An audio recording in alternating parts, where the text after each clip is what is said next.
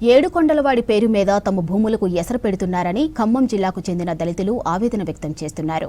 TTD ఆలయ నిర్మాణం కోసం అల్లీపురంలో చేస్తున్న భూసేకరణ వివాదాస్పదమవుతోంది.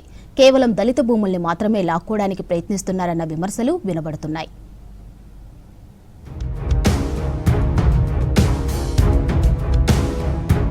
ఖమ్మంలోని 15వ డివిజన్ పరిధిలో తిరుమల తిరుపతి దేవస్థానం ఆధ్వర్యంలో దేవాలయం నిర్మించాలని నిర్ణయించారు.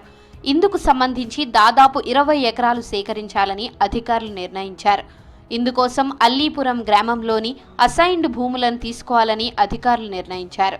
అయితే దేవాలయం కోసం పంటలు పండే తమ భూముల్ని తీసుకోవాలనుకోవడాన్ని దళితులు వ్యతిరేకిస్తున్నారు. స్థానిక కార్పొరేటర్ తమ భూముల్ని లాక్కోవడానికి ప్రయత్నిస్తున్నాడని విమర్శిస్తున్నారు. రఘునాథపాలలో అన్నారు, ఒకప్పుడు 40 ఎకరాల్లోనే తిరుమల తిరుపతి దేవస్థానం కట్టాలి అనుకున్నారు. అక్కడ మరి ఈ మధ్యకాలం ఎప్పటి నుంచో అన్న గుడిని ఈ మధ్యకాలంలోని ఎక్కడ తీసుకొచ్చి మా భూములలో గుడి కట్టాలి అంటున్నారు. పక్కనే మరి మా కార్పొరేటర్ గారి పొలం ఉందండి. వాళ్ళ పొలాల్లోకి అయితే సెంటు భూమి కూడా పోవట్లేదు. ఉన్న మొత్తం కూడా మాది ఎస్సీ మాదిగ మాత్రమే పోతుంది. 96 ఎకరాల్లోని ఈ గుట్ట మీద నుంచి కూడా మా పొలాలు పోవాలనే కేవలం నిర్ణయం తీసుకున్నారు. అయితే అల్లీపురంలో ఇతరుల భూములు ఉన్నా కేవలం దళితుల భూముల్నే సేకరించాలనుకోవడం విమర్శలకు తావిస్తోంది. టీటీడీ నిర్మాణం కోసం అధికారులు 2 చోట్ల అనువైన భూమిని గుర్తించారు. విషయం తెలుసుకున్న స్థానిక కార్పొరేటర్ చుట్టూ ఉన్న భూముల విలువను పెంచుకునేందుకు దళితుల భూములకు ఎసరు పెడుతున్నాడని విమర్శిస్తున్నారు దళిత రైతులు. ప్రభుత్వం ఇచ్చిన భూముల్లో సాగు చేసుకుంటూ బ్రతికే తమ నుంచి భూములు లాక్కుంటే ఆందోళన తప్పదని హెచ్చరిస్తున్నారు. మరి ఈ భూములు తీసుకొని మీకు అక్కడ ఇస్తామని అంటున్నారు. మీరు ఎక్కడిచ్చి మా గజాలకు ఇస్తే మేము ఏం చేసుకోవాలి సార్? కలెక్టర్ గారు ఆఫీస్కి పోతే కలెక్టర్ గారు ఒక మాట అన్నారు, ఏంటమ్మా మీకు రోడ్డు వేసాం, డెవలప్మెంట్ చేసాం, మీకేమైంది, మీకు గజాలకు ఇస్తాం, పట్టా చేసిస్తాం, అమ్ముకున్న డబ్బులు వస్తాయి అంటే డబ్బులు అయితే తినలేముగా కడుపుకు మేము. మాకేంటి పండించుకునే భూమి కావాలా? అరెకరం పొలం మీద 3 కుటుంబాలు ఆధారపడి బతుకుతున్నాం. అది బండితోనే మాకు జీవనాధారం. ఇట్లా అసైన్మెంట్ భూములు తిరుపతి దేవస్థానం గుడి కడతామని ఎస్సీ మాదిగల భూములు ఇట్లా మేము తీసుకుంటాం, మీకు ఎకరానికి 100 గజం 50 గజాలు తీసుకుంటాం అని భూములు తీసుకుంటాం అంటున్నారు.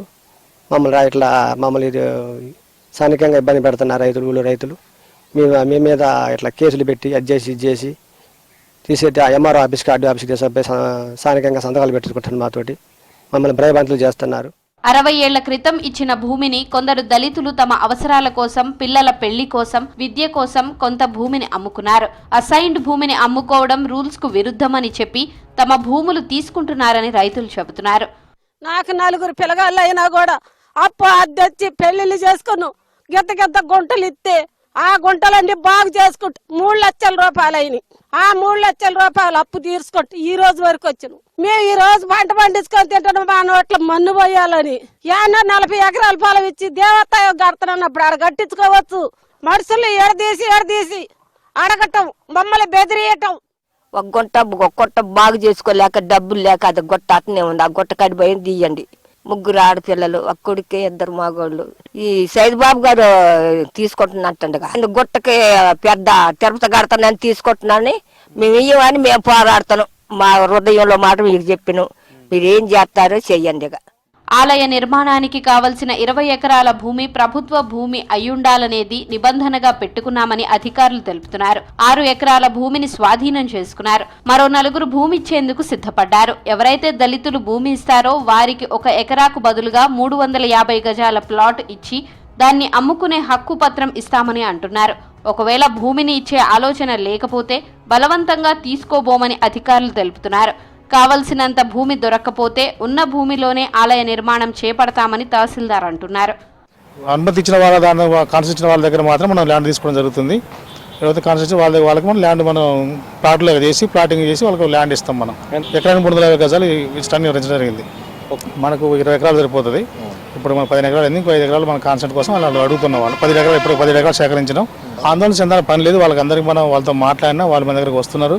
వాళ్ళకు కూడా మేము చెప్పినాం, ఎవరైతే నిజంగా ఎస్ఐనిస్ ఉన్నారో వాళ్ళు మేము సాగు చేసుకుంటే వాళ్ళ మనం తాకడానికి ఉండదు. ఎందుకంటే ప్రభుత్వం మనం ఇచ్చింది, వాళ్ళని వ్యవసాయం చేసుకొని మంచిగా ఉండవని ఇచ్చింది. మన ప్రభుత్వం కూడా మంచి ఉద్దేశం ఇచ్చింది.